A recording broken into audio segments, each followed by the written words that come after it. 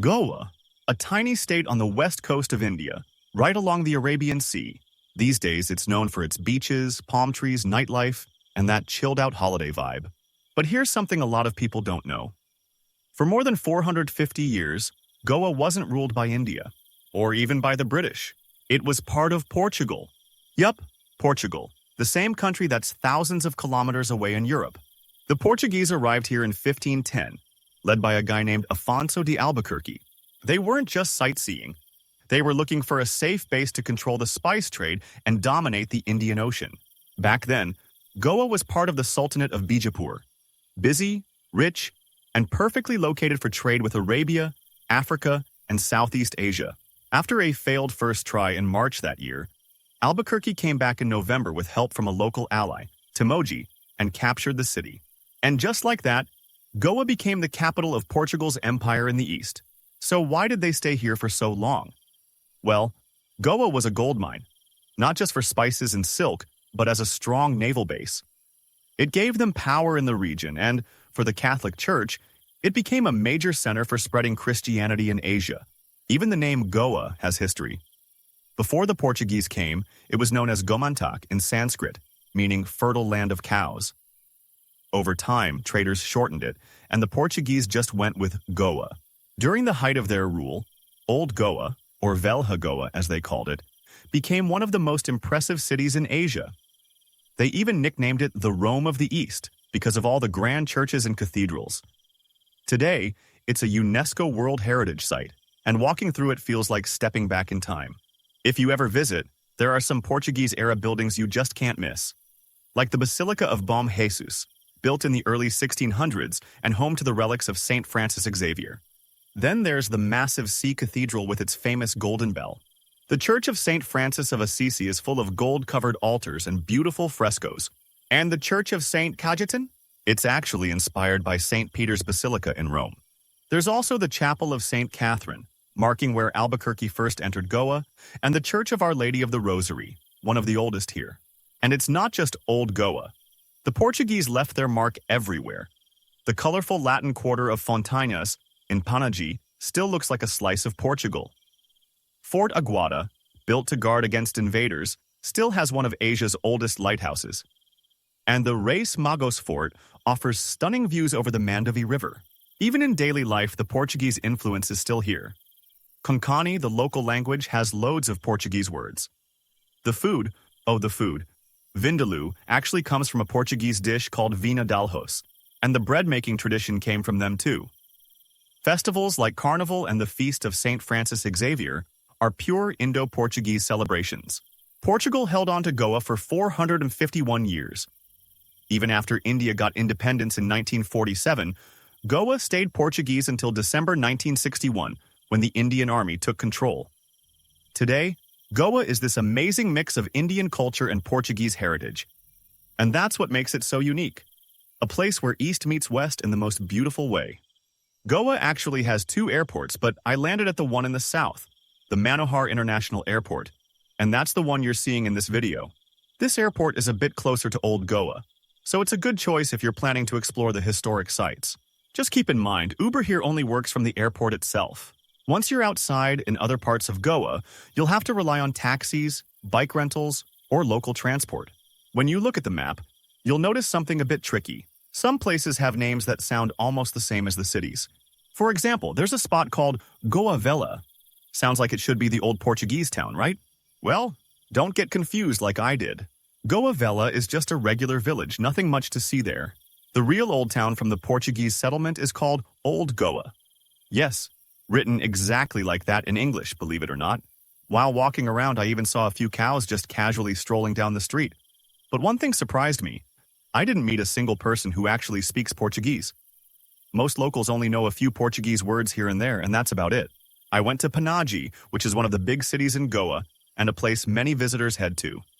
Here you can find a bit more infrastructure, restaurants, and also plenty of tours that will take you around to see the city of Goa. Panaji, or Panjim, as it's also called, is the capital of Goa, sitting right on the banks of the Mandovi River. It became the capital in 1843 after the Portuguese abandoned Old Goa because of disease outbreaks and the port silting up. Panaji has a mix of colonial Portuguese buildings, colorful streets, and a more modern city vibe. You'll find the famous Latin Quarter, Fontainhas, with its narrow lanes and pastel houses, plus plenty of shops, cafes, and places to just wander and take in the atmosphere. The Mandovi River cuts right through Panaji, giving the city this beautiful waterfront vibe. Along the river, you'll see floating casinos, colorful ferries, and people just enjoying the view. Culturally, Panaji feels like a mix. You've got Hindu temples, Catholic churches, Portuguese-style houses, and Indian markets all in the same place. The food is another highlight: spicy Goan curries, seafood fresh from the coast, and Portuguese-inspired dishes like vindaloo and babinka for dessert. And even though Goa has all this Portuguese history, I didn't see anyone who actually looks Portuguese. Most locals are fully Goan, with just a few traces of Portugal left in the architecture, food, and festivals. For the Portuguese, Panaji became hugely important in the 1800s. After Old Goa was hit by disease and its port silted up, they moved the capital here in 1843. Panaji had better air, access to the Mandovi River, and a location that made it easier to manage trade and administration. It became the political and cultural heart of Portuguese Goa, with government buildings, churches, and a busy port. But by the 20th century, Portugal's empire was fading. Even after India got independence in 1947, Goa stayed Portuguese for another 14 years. That ended in December 1961, when the Indian Army entered and took control in what they called Operation Vijay. And just like that, after more than 450 years, Portuguese rule in Goa was over. One of the main streets you'll probably walk through in Goa is lined with colorful Portuguese-style buildings. Pastel walls, red-tiled roofs, wooden balconies, and those decorative windows you can spot from a mile away. The architecture here is a mix of colonial European design and local Goan touches, so you'll see bright colors, azulejo tiles, and houses with open verandas to catch the sea breeze. Walking down the street feels like stepping into a little piece of Portugal, but with Indian life and energy all around you. Shops selling spices, small cafes, and people just hanging out in the shade. Miramar Beach is one of the closest beaches to Panaji, just a short drive away. It's a wide, sandy stretch where the Mandovi River meets the Arabian Sea, and it's popular with both locals and tourists for evening walks and sunset views. You'll see people playing football, kids running around, and street vendors selling snacks. But what really caught my eye was something you don't see on most beaches in the world: cows, just casually hanging out on the sand, like they're on holiday too. Only in Goa. So why are there cows on the beach? Well, in India, cows are considered sacred by Hindus, and they roam freely pretty much anywhere: streets, markets, and yes, even beaches. In Goa, some of them wander down to the shore to escape the heat, enjoy the breeze, and maybe even look for bits of food left behind by visitors. It's just part of daily life here, and honestly, it gives the beach a totally unique vibe. When I got to Old Goa, I could immediately see why it's called the Rome of the East. There are so many important churches here, each with its own history and style. I also visited a museum where I saw original Portuguese writing, and even texts in Latin. One of the most unexpected things I came across was a statue of Luís de Camões, Portugal's most famous poet. Luís de Camões lived in the 1500s and is best known for writing Os Lusíadas, an epic poem that tells the story of Portugal's great voyages, including the discovery of the sea route to India. He's considered a national hero in Portugal, so seeing his statue here in Goa shows just how much the Portuguese wanted to leave their cultural mark. The statue and much of Old Goa's grand architecture were built during the height of Portuguese power in the 16th and 17th centuries. But after over 450 years of rule, the Portuguese left in December 1961, when the Indian Army took control. Today, Old Goa stands as a reminder of that long chapter in history, a mix of European art, local culture, and centuries of stories carved in stone.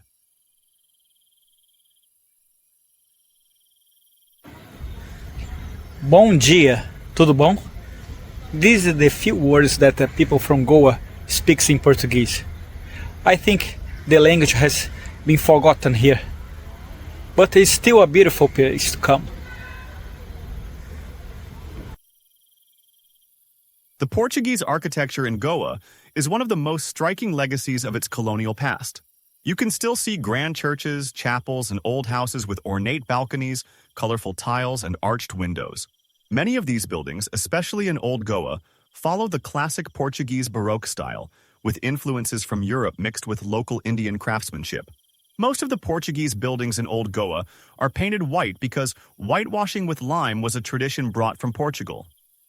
Limewash helped to protect the walls from the tropical heat and humidity, kept the buildings cooler, and gave them a clean, elegant appearance. In religious structures, white also symbolized purity and devotion.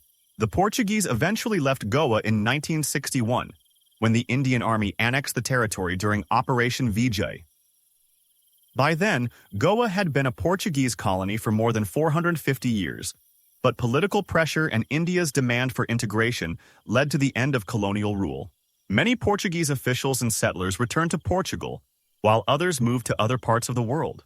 After the colony ended, Portugal no longer had political control, and their presence in daily Goan life gradually faded, though the architecture, religion, and some traditions still remain. Goa's food scene is a rich mix of flavors shaped by its history and cultural exchanges.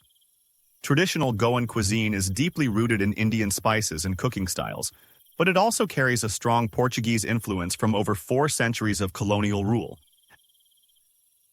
I will try some Indian food because there is no Portuguese food in Goa.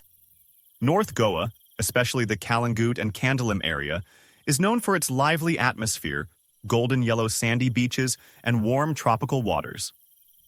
The coastline here stretches for kilometers, lined with palm trees, beach shacks, and a constant buzz of activity.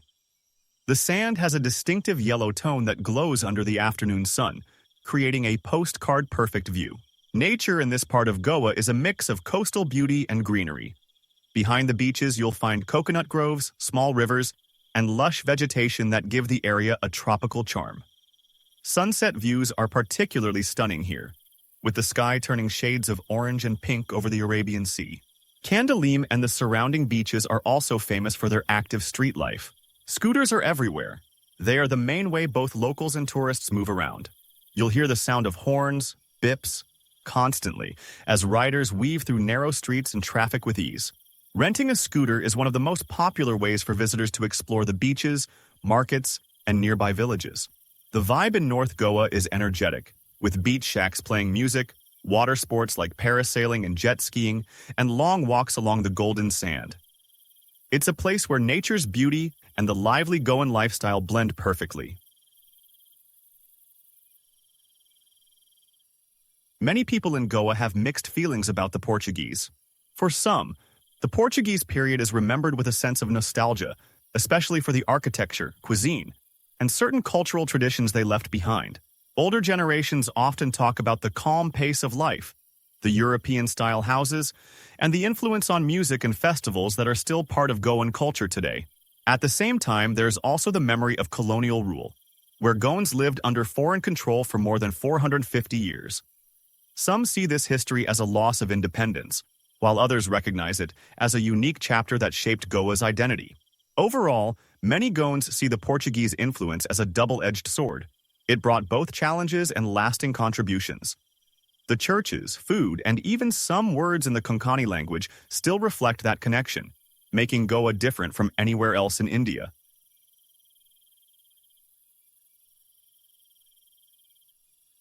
I hope you enjoyed learning a bit more about Goa, from its history and architecture to its delicious food, stunning beaches, and vibrant lifestyle. North Goa, especially around Candolim, is a place full of life, color, and culture, where every corner has something new to discover. If you liked this video, don't forget to subscribe to my channel for more travel stories and adventures. Leave a comment below telling me your favorite part of Goa, or if you've ever been here yourself. Thanks for watching, and see you in the next video.